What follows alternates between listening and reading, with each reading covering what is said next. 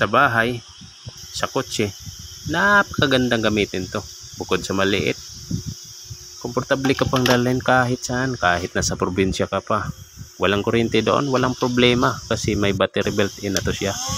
Magagamit mo siya kahit walang kuryente. Medyo matagal-tagal na to siya kaya humihina na yung performance niya. Kagaya nito, umaandar siya pero humihina. So hindi na siya masyadong makahigop ng dumi. So ito yung i-check natin kung nasa tamang sukat pa ba ang kanyang battery. Kasi nga umaandar siya pero naglulubat agad. So may posibilidad na sa battery mukhang na-drain na dahil medyo matagal-tagal na rin kasi ito. Yung rechargeable vacuum kasi pag hindi na masyadong nagamit, humihina din yung kanyang battery. Kumbaga, maski hindi mo siya ginagamit, yung battery naman niya nagde-drain.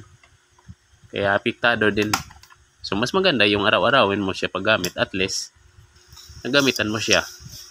Kung itatago mo lang siya, akala mo hindi masira, hindi, mali yun kasi maski itinago mo lang to, yung battery naman niya habang tumatagal nagde-drain din.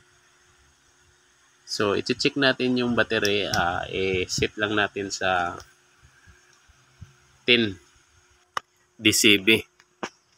Multi-tester yung ginamit natin. Check ko lang kung maabot pa ba sa kanyang voltahe yung overall na volt niya. Ito kasi yung dahilan pag naglulubat agad, maski ito charge mo siya, naglulubat din agad kasi mukhang drain na yung battery natin. Medyo mahirap na nakita ba? Nasa 7.4. So malayo na siya sa kanyang sukat. Sa 9.6 volt.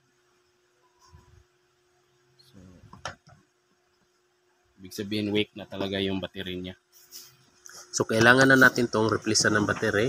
Ito. Sa pag-replace naman ng battery, madali lang kasi tanggalin mo lang itong lahat. Naka-series lang yan So positive, positive, negative, negative. So, madali lang sundan.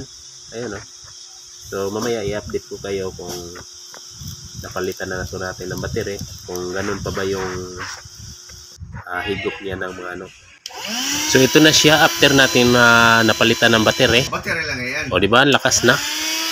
Hindi na siya naglulubat agad. So komportable ka nang gagamitin ulit.